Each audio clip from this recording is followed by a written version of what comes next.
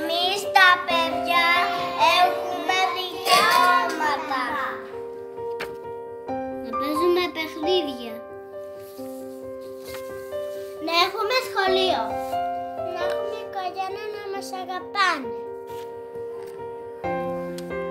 Να έχουμε φαγητό και νερό. Να έχουμε φάρμακα και υγεία. Να είμαστε ασφαλείς. Να λέμε ελεύθερα τη γνώμη μας. Στο διαδίκτυο έχουμε δικαιώματα.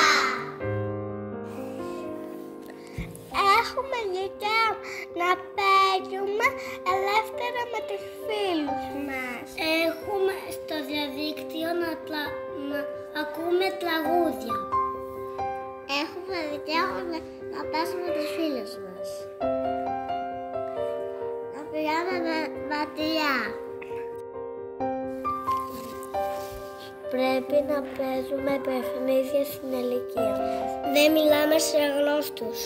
Δεν μιλάμε άσχημα.